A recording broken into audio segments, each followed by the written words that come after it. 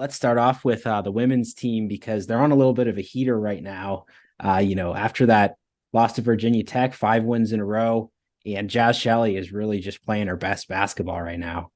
Yeah, they seemingly can't lose at home right now either. 7-0 this season, 24 their past 25 at PBA. They beat Kansas last night, a 3 overtime thriller for those that braved the snowstorm and went out. Obviously, they got their money's worth watching that game, but they're taking care of business right now. You just talked about Jazz. They beat Virginia Tech or lost to Virginia Tech, but after that they beat Maryland, Wisconsin, Stanford, Wyoming, and then Kansas last night. Just kind of rattling them off in a row here. So catching fire at the right time of year too.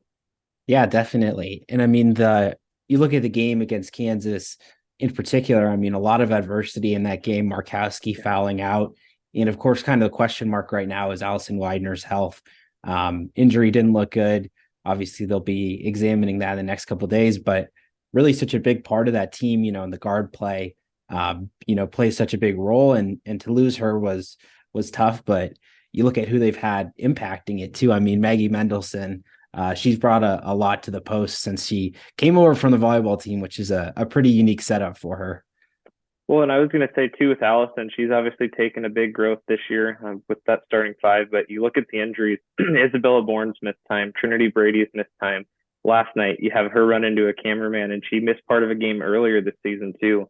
That Amy Williams' group has been tested, but they've just found a way to kind of overcome it one step at a time. And then to go into Maggie, you the volleyball presence is making an impact with the blocks, and obviously she's been good in her own end with it. But also, I know against Wyoming, especially, chipped in a lot offensively for them, and that's going to be a big body for them going into the second half of the season here, especially with those question marks injury wise.